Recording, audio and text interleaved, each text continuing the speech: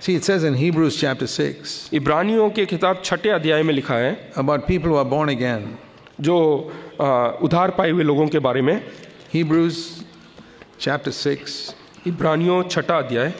People who have laid a good foundation in their life. और जो लोगों ने अच्छा नींव रखा अपने जीवन में। The foundation, verse 1, of repentance and faith. और पहला पश्चाताप और विश्वास का नींव। Baptism, laying on of hands. और बपतिस्मा और हाथ जो दूसरों के ऊपर रखना। Faith in the resurrection and eternal judgment. और दूसरे न्याय के बारे में और जीवित होना। Verse 4, they've been enlightened. और 4 में लिखा है कि उन्होंने ज्योति पाई। And they've tasted the heavenly gift. और उन्होंने स्वर्गीय वरदान का स्वाद चुका। And they've partaken of the Holy Spirit. और पवित्र आत्मा के भागी हो गए। These are really born again people. Nobody else has partaken of the Holy Spirit. और ये असलियत में जिन लोगों ने उद्धार पाया है उनके बारे में लिखा गया है। They partook of the Holy Spirit. और उन लोगों ने पवित्र आत्मा के भागी हुए हैं। And they have tasted the word of God. और उन्होंने परमेश्वर के वचन का स्वाद चखा। And they have tasted something of the supernatural power of the future age, it says here. और अलौकिक जो आने वाली बातें हैं उसका भी उन्होंने स्वाद चखा। After having tasted all that, और ये सब जो है स्वाद चखने के बाद, baptized in the Holy Spirit, और पवित्र आत्मा में बपतिस्मा पाने के बाद, then उसके बाद, verse 6, they fall away. और उसके बाद वो 6 वचन में लिखे हैं कि यदि वे भटक जाए। Can such people fall away? क्या ऐसे लोग जो है भटक सकते हैं अपने विश्वास से? Some people say no. कुछ लोग बोलते हैं कि नहीं। Well, it's a question of whether you believe preachers or you believe the Bible. हाँ, ये प्रश्न है कि क्या आप प्रचारकों के ऊपर विश्वास करते हैं या फिर वचन पर। And when they fall away, और जब वे भटक जाते हैं, can they repent? क्या वो मन फिरा सकते हैं? And turn again? और क्या to the Lord? क्या वो फिर से प्रभु में आ सकते हैं? Yes. हाँ। But it says it is impossible to them to repent as long as they are crucifying the Son of God.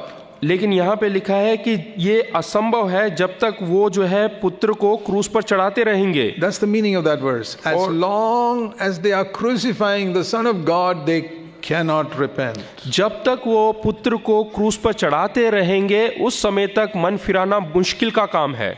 God wants all men to repent. परमेश्वर चाहते हैं कि हर एक व्यक्ति मन फिराएं। And at any time, no matter how much you have fallen away from God, you can repent. चाहे आप परमेश्वर से जितना मर्जी दूर हो जाए, परमेश्वर चाहता है कि आप वापस लौटें। Because the Holy Spirit is always working on people to turn from sin. क्योंकि पवित्र आत्मा हमेशा कार्य करता रहता है लोगों के ऊपर कि लोग मन फिराकर वापस आएं। But here is the one place in Scripture where it says it is impossible for them to repent. लेकिन यहाँ एक अध्याय वचन में लिखा है कि ये अनहोना है करके। It's the only place where it says it is impossible for some people to repent. यही एक ऐसा जगह है जहाँ पे लिखा है परमेश्वर ने कि अनहोना है कि एक बार विश्वास में आने के बाद पश्चाताप What it करना। says is it is impossible for them to repent as long as they are crucifying the Son of God. और ये तब तक अनहोना है जब तक वो पुत्र को क्रूस पर चढ़ाते रहेंगे। What does that mean? इसका अर्थ क्या है? It's what I just said earlier. यही मैंने पहले बताया है That our sin crucified Jesus Christ. कि हमारे पापों ने प्रभु यीशु मसीह को क्रूस पर चढ़ाया है। Not the Roman soldiers. रोमी जो है सैनिकों ने It नहीं, was not the Pharisees. और फरीसियों ने नहीं, It was my sin, ये मेरे पापों ने उसको क्रूस पर चढ़ाया है, which I am committing in the 21st century, जो मैं 21वें शताब्दी में करता हूँ, which God could see from eternity. जो कि परमेश्वर ने आरंभ से ही देख लिया। See, the sin I am committing now, God is not seeing it now. और जो पाप मैं आज करता हूँ वो परमेश्वर आज नहीं देखता, He saw it before the worlds were created. और संसार के आरंभ होने से पहले ही उसने देख लिया। Sin you commit today, God saw it before the worlds were created. जो पाप आज आप करते हैं वो संसार के उत्पत्ति से पहले उसने देख लिया है। He saw all the sins that even believers commit. और उसने सारे पापों को देख लिया जो विश्वासी लोग करते हैं। And those were the sins which God saw, which nailed Jesus to the cross. और वही पापों को देखकर प्रभु यीशु मसीह को जो है क्रूस पे चढ़ाया गया।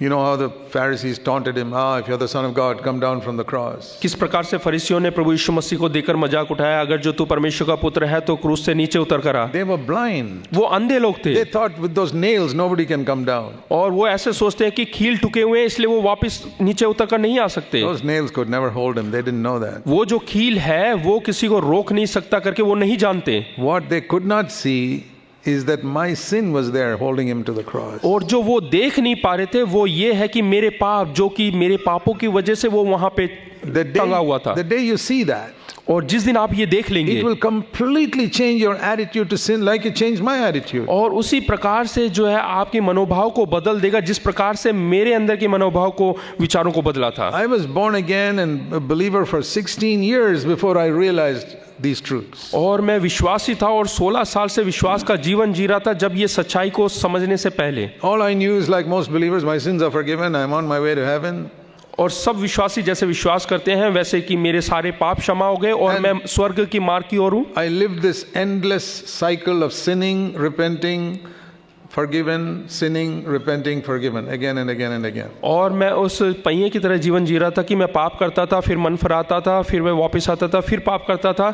इस प्रकार का जीवन जो है एक के बाद एक मैं कर रहा था, दोहरा रहा था। Get angry, मैं क्रोधित होता था, feel sorry, उसके बाद मैं माफी मांगता था, repent, उसके वापस आता ask था, forgiveness, माफी मांगता था, get angry again next day, फिर अगले दिन फिर क्रोधित होता था, and again ask forgiveness, फिर माफी मांगता था and get forgiven, और माफ and माफ हो again जाता था। next day and next week and next year. फिर अगले दिन, अगले महीने, अगले साल ऐसे ही करता रहता था। It's like these children who go on a merry-go-round. You keep moving, moving, moving, they're always in the same place. और जो गोलाकार का झूले में जो बच्चे घूमते हैं उसी प्रकार से मैं घूमता जा रहा था। Most believers live like this. और ज्यादातर विश्वासी लोग ऐसा ही जीवन जीते हैं। Or it could be lusting with their eyes, और अपनी आंखों की अभिलाषा, repent, उसके बाद माफी ask मांगना, forgiveness, फिर माफी ले and लेना, again do the same thing, फिर से वही करना, year after year after year. साल भर साल के बाद वैसा ही दोहराते रहना। Have an unforgiving attitude towards somebody. और ऐसा जो कि हम माफ नहीं करते हैं दूसरों को, Sometimes they never even repent of it. और फिर उसको उसके बारे में पश्चाताप भी नहीं करते। But sometimes they hear that if you don't forgive others, you'll go to hell. और कभी कभी वो प्रचार में सुन लेते हैं अगर जो हम दूसरों को माफ नहीं करते तो हम नरक में जाएंगे। Then they get scared and they repent. फिर वो डर जाते हैं और And पश्चाताप करते they हैं forgive and ask God to forgive them. और उसके बाद माफी मांगते हैं, परमेश्वर से कहते हैं माफ कर। But couple of years later, they've forgotten it. They're back again to the same circle. और कुछ सालों के बाद वापस उसी स्तर पे आ जाते हैं वो लोग। Why is it like this with so many believers? ऐसे कई सारे विश्वासियों के साथ क्यों होता है? Why is it so many believers would be ashamed if others could see their private life? और कई बार जो है दूसरे विश्वासी लोग उनके जीवन को देखें तो शर्मनाक हो जाएंगे। For many years in my life as a believer, I was ashamed if anybody saw my private life. और मैं खुद शर्मिंदा होता था अगर जो दूसरे विश्वासी लोग मेरे जीवन को देखें। कई सालों तक मैंने ऐसा जीवन My जिया, thought life. मेरा सोच विचार। But by God's grace, I'm not ashamed today. लेकिन परमेश्वर की अनुग्रह से आज मैं शर्मिंदा नहीं हूँ। Anybody can see my thought life or how I live at home or how I handle money, anything. और आज कोई भी मेरी जांच पड़ताल कर सकता है कि कैसे मैं लेन देन का काम करता हूँ, कैसे मैं अपना जीवन जीता हूँ। One thing एक बात है, caused it, and that was I saw that my sin nailed Jesus to the cross. और इसका कारण यह है कि मैंने देखा कि प्रभु यीशु मसीह को कील से ठुका गया क्योंकि मेरे पापों की वजह से। As long as I was crucifying the Son of God, I could not really repent. I would say I repented, but didn't really repent. और जब तक मैं पुत्र को क्रूस पे चढ़ाता रहूंगा मैं कहूंगा कि मैंने पश्चाताप किया, लेकिन सचमुच में मैंने पश्चाताप नहीं किया। Have you ever thought about this? What it means to crucify the Son of God? क्या आपने कभी इस वचन के ऊपर ध्यान दिया है कि परमेश्वर के पुत्र को क्रूस पे चढ़ाने का अर्थ क्या है? This is what it means. I hope you understood today. और यही उसका अर्थ है। मैं विश्वास करता हूँ आप लोग समझ गए।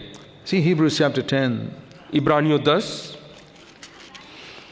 it speaks here about verse 26, those who go on sinning willfully after coming to the knowledge of the truth. और यहाँ पे जानबूझकर बार बार पाप करने के बारे में, जो कि सच्चाई को पहचान चुके हैं उसके बाद करने वालों के बारे में लिखा है। There is a difference between accidentally sinning and willfully sinning. वहाँ पे फर्क है दुर्घटनावश पाप करना और जानबूझकर पाप करने में। You know, like very often when we get angry, it is not something planned. It is just suddenly we couldn't control ourselves and lost our temper. हम कई बार क्रोधित हो जाते हैं। ऐसा नहीं कि हमने सोच विचार करके क्रोधित हुए हैं, वो अचानक से हो जाता है, दुर्घटनावश हो जाता That is है। a sin, but it's not as serious as where you deliberately plan and scheme, I'm going to go and speak these words to this person. और ये पाप तो है, लेकिन ऐसा नहीं कि जैसे कि हम जानबूझकर उसकी योजना बनाकर मुझे ये बात करना है करके सोच विचार करके करते हैं। Both are anger, but one is planned, schemed, much more serious. दोनों तो पाप हैं, लेकिन एक में क्या है, हमने योजनाबद्ध जो है किया है। So here it says, if we keep on sinning willfully, यहाँ पे लिखा है अगर जो हम जानबूझकर पाप करते रहते हैं then तो there is no more sacrifice for sin. उन पापों के लिए फिर कोई बलिदान बाकी नहीं। Because what have you done? क्यों? यहाँ पे हमने क्या किया है? Verse 29, 29 में लिखा you है, have trampled underfoot the Son of God. उन्होंने परमेश्वर के पुत्र को पांव से रोंदा है। Imagine putting Jesus on the ground and trampling him with your feet. ऐसा सोचिएगा, मान लीजिएगा कि पुत्र को यहाँ पर नीचे गिरा दिया और उसको जो है अपने पांव से रोंद रहे हैं।